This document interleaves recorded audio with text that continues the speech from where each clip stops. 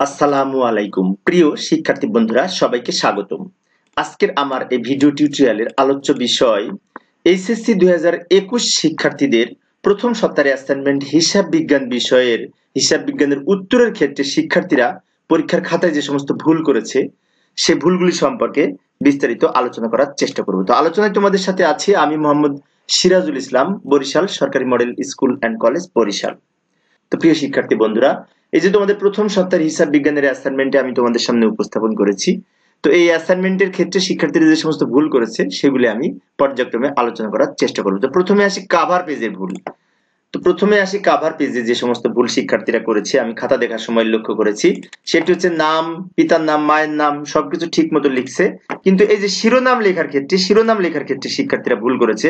এখানে যে শিরোনাম কি লিখতে হবে এটা অনেক শিক্ষার্থী হয়তো বুঝতে পারে নাই।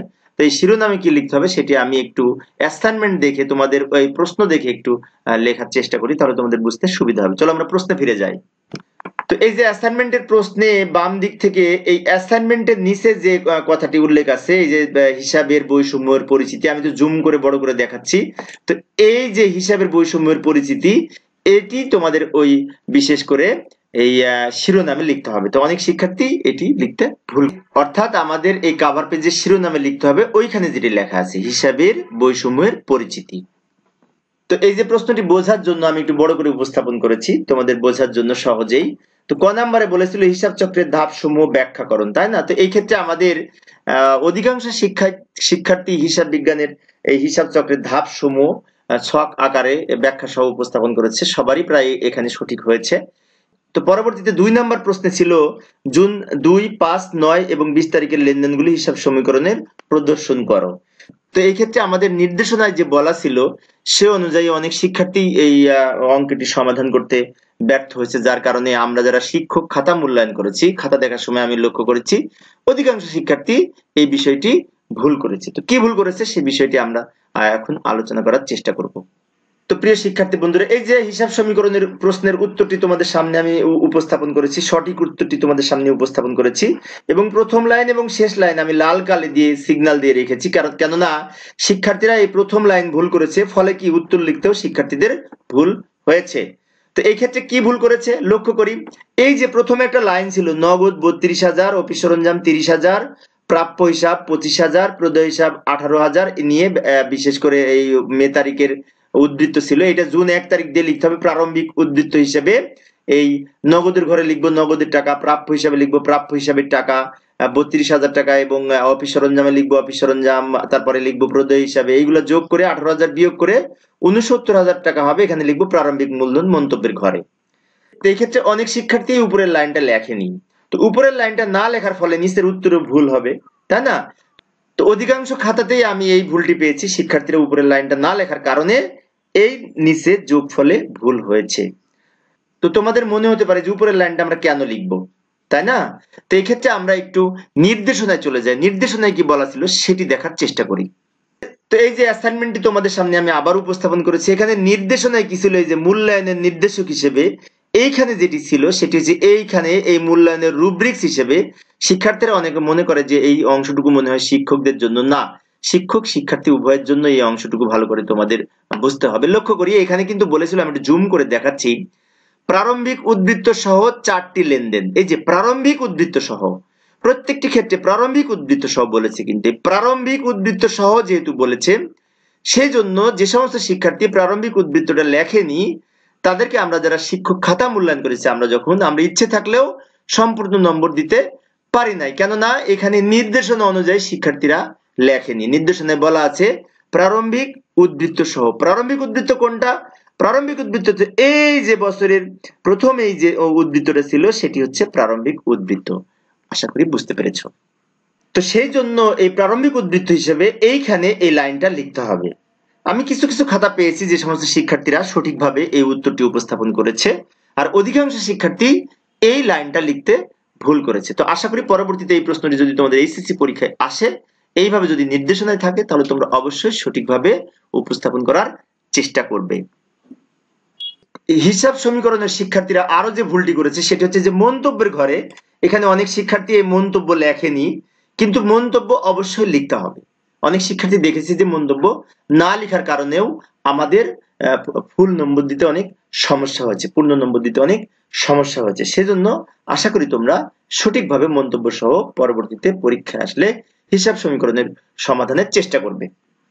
তো প্রিয় শিক্ষার্থী বন্ধুরা, আবার আমরা উদ্দীপকে ফিরে এসেছি। এখানে গ নাম্বারে বলেছিল যে এই তারিখগুলির দাখিলা প্রস্তুতকরণের জন্য। তো দাখিলা বলতে আমরা জাবেদাকে বুঝি।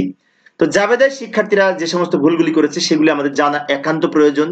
কেননা এই জাবেদা তোমাদের অত্যন্ত গুরুত্বপূর্ণ একটি বিষয়, যেটি তোমরা যখন ইন্টারমিডিয়েট পাস করে যখন অনার্সে পড়বে তখনও কিন্তু জাবেদা থাকবে, খতিয়ান থাকবে। সেজন্য জাবেদা এবং খতিয়ানে যে ভুলগুলি করেছো সেই ভুলগুলি মূলত সংশোধনের জন্য আজকের এই আমার ক্লাসটি আমি আলোচনা করার চেষ্টা করছি। কেননা আমি একজন সরকারি কলেজের শিক্ষক, তা শিক্ষক হিসেবে শিক্ষার্থীদেরকে যদি আমি ভুলগুলি, যেহেতু শিক্ষার্থীদের এই করোনাকালীন সময়ে শিক্ষার্থীদের যেহেতু আমরা পায় না, সরাসরি ক্লাসে পায় না, সেজন্য ভুলগুলি যদি আমি এখন সংশোধন করে না দিই তাহলে অদূর ভবিষ্যতেও এই ভুলগুলি হতে থাকবে। সেজন্য তোমরা কি কি ভুল জাবেদায় করেছো, অনেকেই ভালো সঠিক করেছে, আবার অনেকেই ভুল করেছে, সেগুলি আমরা এখন দেখার চেষ্টা করব।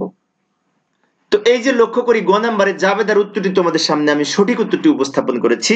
সঠিক উত্তরে কোথায় কি লিখতে হবে লক্ষ্য করি। প্রথমে এখানে লিখবো তিস্তা বিপণী বিপানের বইতে জাবেদা, এবং এটি আমরা জাবেদাটি মাঝখানে লিখবো যাতে দেখতে সুন্দর লাগে, এবং তারিখের ঘরে লিখবো সাল, মাস, তারপরে পর্যায়ক্রমে তারিখ লিখবো। তো এই ক্ষেত্রে জাবেদায় অনেক শিক্ষার্থী জাবেদাগুলি করেছে কিন্তু উপস্থাপনায় ভুল করেছে। কেননা হিসাব বিজ্ঞানের ছকে যদি উপস্থাপনায় ভুল হয়, লেখায় যদি উপস্থাপনায় ভুল হয়, তাহলে আমরা যারা শিক্ষক হিসেবে খাতা মূল্যায়ন করি আমাদের পূর্ণ নম্বর দিতে অনেক সময় আমাদের সমস্যা হয়। সেই জন্য বিভিন্ন শিক্ষার্থী যে সমস্ত ভুল করেছে সেটি হচ্ছে এই যে এইখানে লক্ষ্য করি নিচের দিকে, যে এখানে আমাদের সঠিক উত্তর হচ্ছে নগদান হিসাব ডেবিট, বিক্রয় হিসাব ক্রেডিট। বিক্রয়টা লেখার সময় এখানে একটু গ্যাপ রাখবো। এই যে এখানে নগদান হিসাব ডেবিট, প্রাপ্য হিসাব ডেবিট, বিক্রয় হিসাব ক্রেডিট, এই বিক্রয়ের পূর্বে ক্রেডিটটা লেখার পূর্বে এখানে একটু গ্যাপ রাখবো আমরা কিন্তু।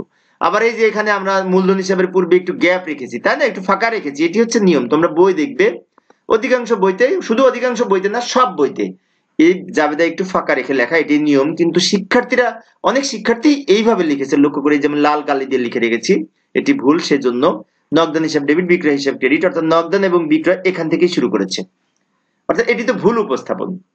এখন যদি আমরা এটি সংশোধন না হই তাহলে অদূর ভবিষ্যতেও কিন্তু আমাদের এই ভুলটি হতে থাকবে। সেজন্য জাবেদা যেহেতু গুরুত্বপূর্ণ একটি বিষয়, তোমাদের সব ক্ষেত্রে জাবেদা থাকবে, প্রত্যেকটা ক্ষেত্রে তোমাদের পরবর্তীতে যখন লেখাপড়া করবে তোমাদের হিসাব বিজ্ঞানের বিষয়ে। তো সেই জন্য জাবেদা আমরা এখন থেকে ভালো করে শিখে রাখি যে এই সব সময় আমাদের এইখান থেকে শুরু। এই যে সঠিক নিয়ম হচ্ছে এই যে এটা 26 তারিখটা দেখি, আর এটা হচ্ছে ভুল উপস্থাপন। আমি উপরে গুলা দেখাচ্ছি না, এরকম ভুল অনেকেই করেছে। আরেকটা ভুল করেছে বেশ কিছু শিক্ষার্থী, সেটি হচ্ছে এই যে দাগ দেওয়ার ক্ষেত্রে আমাদের কিন্তু এই হিসাবের নাম ও ব্যাখ্যা এইখানে আমাদের দাগ দিতে হবে, এইটুকুর এই নিচে আমাদের দাগ দিতে হবে বিবরণীর ঘরে। কিন্তু শিক্ষার্থীরা কি করেছে, এই যে আমি লাল দাগ দিয়ে রেখে সম্পূর্ণ দাগ দিয়েছে, সম্পূর্ণ দাগ দিয়েছে, এই মাথা থেকে ওই মাথা সম্পূর্ণ দাগ দিয়েছে। কিন্তু এটি সঠিক উত্তর না। সঠিক উত্তর কি আমি দেখাচ্ছি আরেকবার, এটা হচ্ছে সঠিক। কিন্তু দাগ দেওয়ার সময় নিচে কি করেছে শিক্ষার্থীরা, সম্পূর্ণ দাগ দিয়েছে, সম্পূর্ণ দাগ দিয়েছে, এটি ভুল করেছে শিক্ষার্থীরা। তাই পরবর্তীতে যে এই ভুলগুলি যাতে আর তোমাদের না হয় সেজন্য আজকের আমার এই ক্লাসটি। আশা করি তোমরা এইভাবে এই ভুলগুলি না করে তোমরা এইভাবে উপস্থাপন করবে, এটি হচ্ছে সঠিক উত্তর।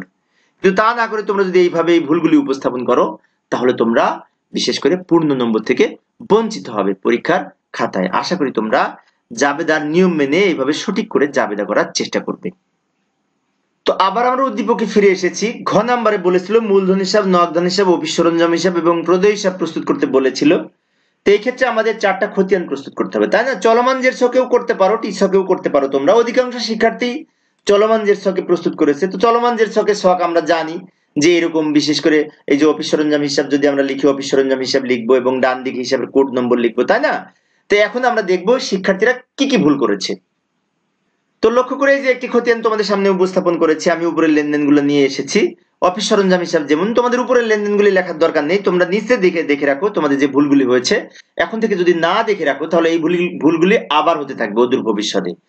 প্রথমত যে অনেক শিক্ষার্থী ভুল করেছে, হিসাবের কোড নাম্বারটা লেখেনি ডান দিকে, কিন্তু হিসাবের কোড নাম্বার লিখতে হবে যদি চলমান জের ছকে তোমরা খতিয়ান প্রস্তুত করো। আবার অনেক শিক্ষার্থী আরো একটি ভুল করেছে, সেটা হচ্ছে জের বা উদ্বৃত্ত নিচে ডাবল দাগ দিয়েছে। তো প্রিয় শিক্ষার্থী বন্ধুরা, এই চলমান জের ছকে আমাদের খতিয়ান করার সময় জের বা উদ্বৃত্ত নিচে ডাবল দাগ দেওয়ার প্রয়োজন নাই। আমাদের এটা এইভাবে করে রাখলেই হবে, এরকম করে রাখলেই হবে, এইভাবে ডাবল দাগ দেওয়ার প্রয়োজন নাই। তো আশা করি ভবিষ্যতে তোমরা যখন এই খতিয়ান করবে তখন ডাবল দাগ দিবে না। তো আরেকটি বিষয়, মূলধন হিসাবে অধিকাংশ শিক্ষার্থী যে ভুলটি করেছে লক্ষ্য করি। সঠিক উত্তর হচ্ছে এইটা, মূলধন হিসাবে সঠিক উত্তর হচ্ছে এইটা। প্রথমে কিন্তু এই ব্যালেন্স বিডি বলে ৬৯,০০০ টাকা লিখতে হবে। প্রায় 90% শিক্ষার্থী পরীক্ষার খাতায় এই ভুলটি করেছে, আমি খাতা দেখার সময় লক্ষ্য করেছি। তো এটি কোথায় পেলাম, তাই না? এটি তো নাই, এখানে ৬৯,০০০ তো অঙ্কের মধ্যে নাই। কিন্তু একটি বিষয় আছে, সেটি হচ্ছে এই যে প্রারম্ভিক উদ্বৃত্ত, নগদ, অফিস সরঞ্জাম, প্রাপ্য হিসাবে এই তিনটা যোগ করে এই 18,০০০ টাকা বিয়োগ করে আমাদের যে টাকাটা হয় সেটা কিন্তু মূলধনের প্রারম্ভিক উদ্বৃত্ত, ব্যালেন্স বিডি নামে লিখতে হবে। এই যে এখানে লিখবো আমরা।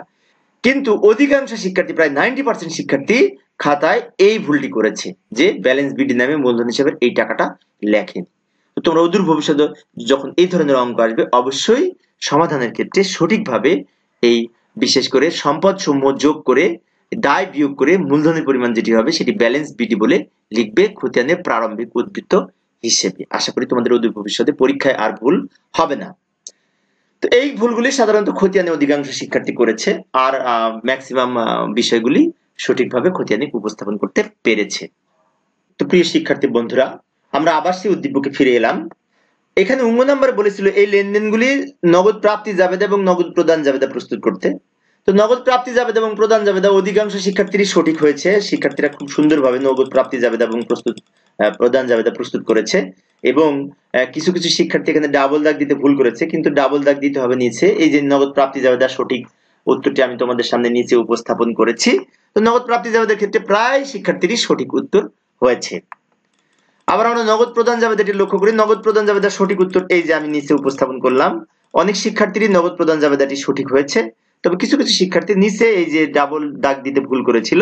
তো ওদের ভবিষ্যতে যাতে তোমাদের এই ভুলগুলি না হয় সেজন্য আমি এই ভুলগুলি তোমাদের সামনে উপস্থাপন করার চেষ্টা করেছি। তো প্রিয় শিক্ষার্থী বন্ধুরা, তোমাদের মনে হতে পারে যে এখন খাতা জমা দিয়েছি, এখন আর ভুলগুলো দেখে কি লাভ, তাই না? তো অবশ্যই এগুলি জানার প্রয়োজন আছে, কেননা আমরা যারা শিক্ষক তারা তো তোমাদের ভুলগুলি সংশোধন করে দিই ক্লাসে, কিন্তু যেহেতু এখন সরাসরি ক্লাস করার সুযোগ হচ্ছে না, সেজন্য তোমরা যদি অদূর ভবিষ্যতে ভুল না করো পরীক্ষার হলে এই ধরনের প্রশ্নে, সেটি আমাদের উদ্দেশ্য আজকের এই আলোচনার। তো পরিশেষে আমার এই চ্যানেলের পরবর্তী ক্লাসের ভিডিওগুলি পাওয়ার জন্য চ্যানেলটি যদি এখনো সাবস্ক্রাইব না করে থাকো, চ্যানেলটি সাবস্ক্রাইব করে রেখো এবং পাশে থাকা বেল আইকনে ক্লিক করে রেখো। আর যারা ইতিপূর্বে সাবস্ক্রাইব করেছো তাদেরকে অশেষ ধন্যবাদ। পরিশেষে সবাই ভালো থাকবে, সুস্থ থাকবে এবং এই করোনাকালীন সময়ে স্বাস্থ্যবিধি মেনে সাবধানে থাকবে। খোদা হাফেজ।